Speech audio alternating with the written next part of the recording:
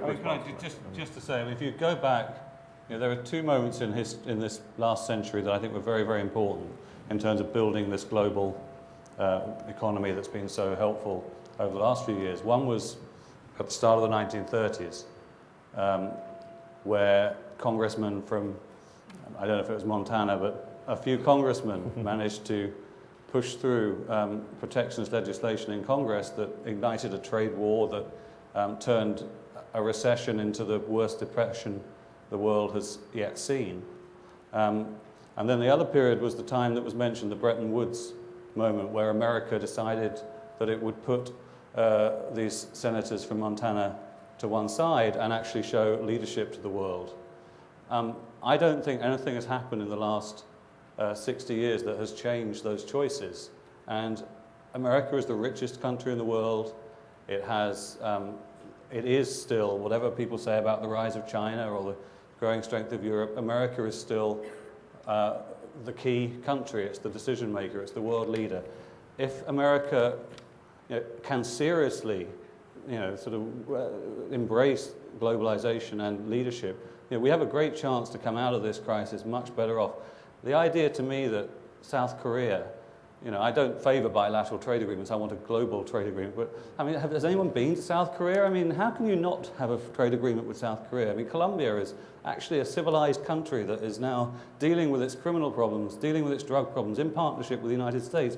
It's ludicrous that you can't get a deal with these countries. And my worry is that, unfortunately, that it's the protectionist instincts and it's the labor movement may start to get a veto here that actually means America, at the very point of when it needs to lead, is going to turn in on itself. So I really do urge you, Congressman, to urge your colleagues to actually think big and think visionary and think about the future rather than the next vote. Thank you. Each of our... I think there's a lot more of that going on that's perceived right now, and I'll leave it at that. Excellent. Each of our panelists has given a very strong first impression of what they believe the immediate priorities are for global recovery and sustainability. And now what we're going to do is open it up to the audience for some questions. And as we've been live streaming on the internet, I think we're going to start with a web question. If we could get that first, that would be excellent. Dan? That's correct. We have an online question that was submitted, and it's posed: the silver lining to the crisis is the realization that quantity does not equal quality in aid to the poor countries. Who is doing the best job of delivering quality services and benefits to the poor? That's an excellent question. Who would like to address that first?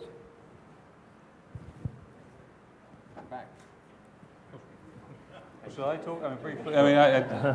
I do think there have been people like the Gates organizations like the Gates Foundation, are coming at this with a very different mentality than maybe was going on traditionally. I think what's been interesting to me is watching the global health area, where really the international community had given up, I think, on trying to eradicate specific diseases.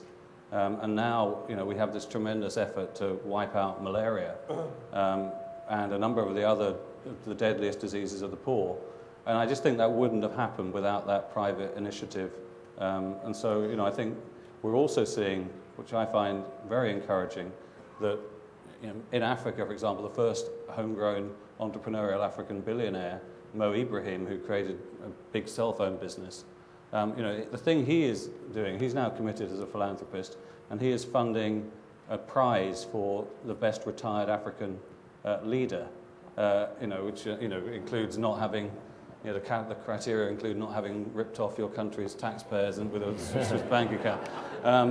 And this is actually having, it's interesting to me that is the issue that an African entrepreneur picks, and it's about building civil society in Africa. And I think that the non-governmental or the led initiatives to transform government have enormous potential. Let me ask Mary and Matthew. Foreign investment and free trade are widely considered the most important and fastest ways for countries to emerge from poverty. And Matthew has alluded earlier to the need for American leadership to go out, embrace the world, embrace globalization. Can that happen as America faces competitors, or even if it doesn't, for international influence?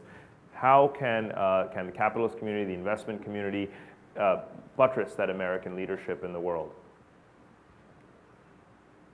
I mean, I think that Andrew's point about Glass-Steagall and everything that it did, and your point about when we talked about you had different regulation for brokerage firms versus banks, and so just within the U.S. you had sort of unfair, if you will, treatment and regulation, and so some people could take great risk. You had brokerage firms that were running themselves at 30 times leverage.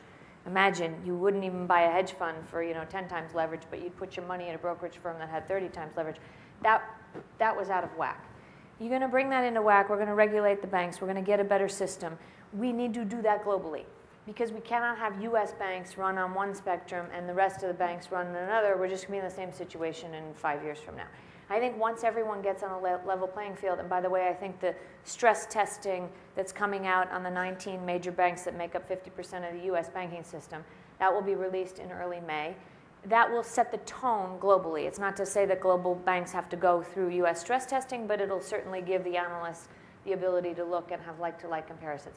That will help us to have a level playing field. Everybody will do things the right way, and then you get back to proper lending. You asked the question, and you said it was the banks that are, the banks do proper lending most of the time. We got into a situation where there was just forces of mortgage lenders who wanted you to give $1 million home to the person that really should have only been in a $100,000 home, and we don't want to perpetuate that. That's why we are nervous about mortgage cram down laws, etc. But when you get back to proper lending, you lend money to people who are entrepreneurs, who are going to start businesses, who are going to use that money to reinvest in their communities, to be philanthropic, and you do that globally, and you get the place back to where it should be.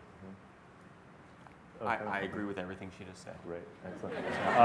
The microphones are open. Can I have one quick response to that? I mean, I don't like to plug another publication, but there is a great article in The Atlantic about by the former chief economist of the IMF, which really talks about oligarchs in developing countries and how in a crisis they take over the country and then they stifle the reforms that are necessary. And then it says, actually, look at America. The banking sector is full of actually oligarchs, and the real danger is that the banking sector co-opts the government, and indeed has done so. I think there's a huge amount to be said to that, and I think there will be a lot of regulation. My worry is that it's the sort of regulation that will actually entrench the position of a number of big banks that have failed very badly, rather than breaking them up and creating a dynamic, competitive sector. And forcing bad regulation on the rest of the world would be a pretty bad outcome from this crisis. A question from the floor. I have a question for Mary. When I listen to your measured, comprehensive overview of the global capital system, it reminds me of something I heard Ted Turner say recently. And what he said was, and I won't do a bad Southern accent, but what he said was, when I look at the way the men have screwed up the world, I think, well, maybe we should give it over to the women.